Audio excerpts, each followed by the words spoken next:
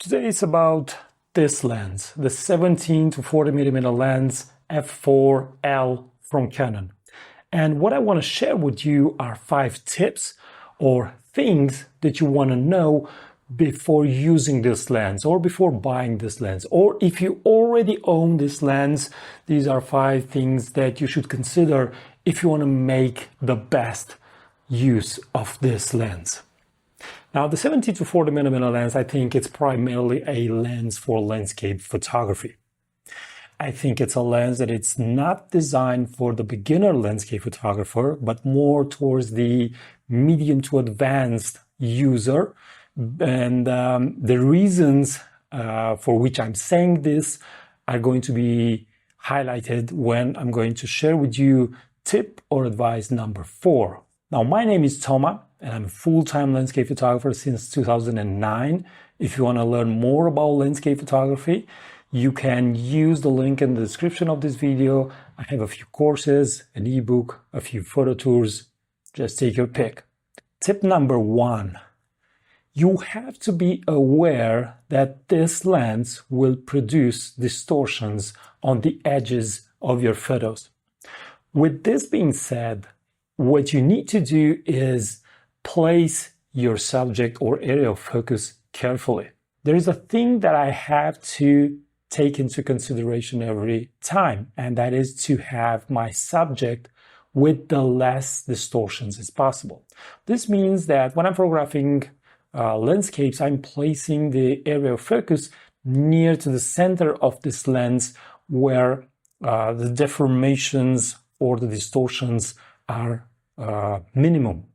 You can see this type of action from my side as a landscape photographer in these photos, where every time I photographed with this lens, I'm placing the subject near the center of this near the center of the photo. The second thing that you have to be aware of is that this lens, because it's this wide, will enhance the size of the foreground.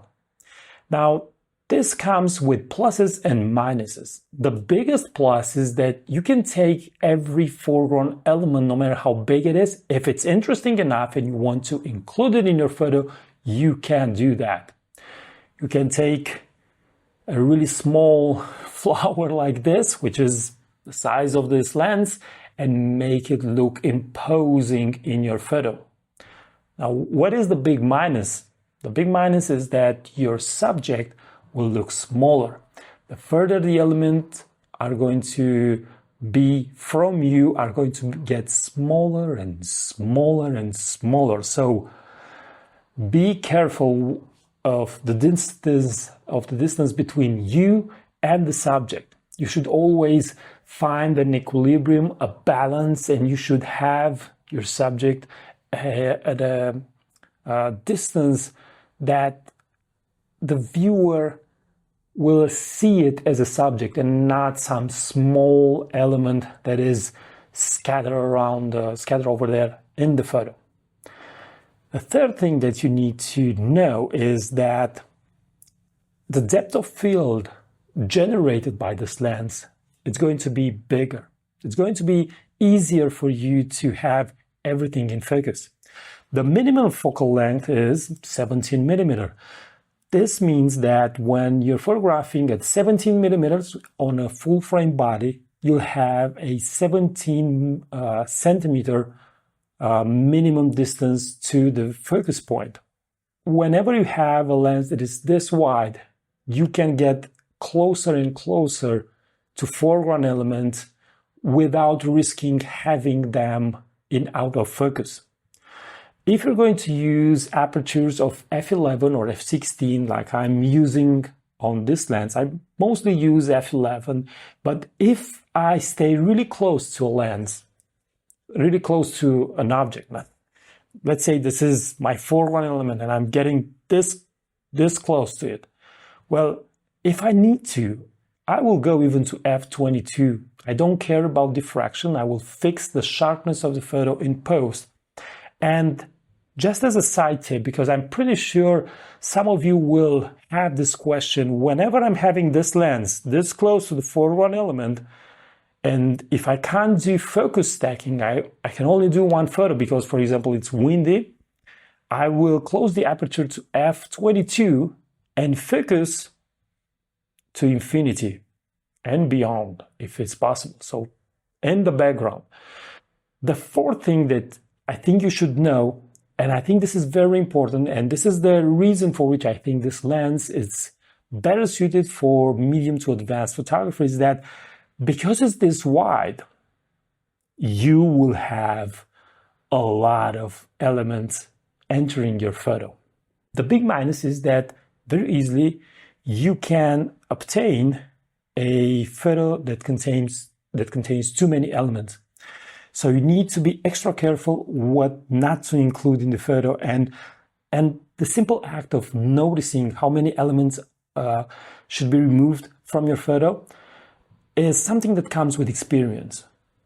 It's not something that is related to how many notions or how many information you have on photography in general and landscape photography in particular. It's something that is very much related to the experience you're having when you are in the field. You're experiencing a beautiful moment, but you still have to be aware of what you include and what you don't include in your photos. So be very careful, because whenever you have too much in your photos, those photos don't look that good. So it's not that easy to create simple photos using a wide angle lens. The fifth thing that I want to talk about is that if you're going to use this lens and photograph a beautiful landscape that includes the sky, if you're staying at focal lengths of 17, 24, 30-ish, don't use a circular polarizer. It will look bad. You will create a blob of darkness in the sky. It's not going to look good.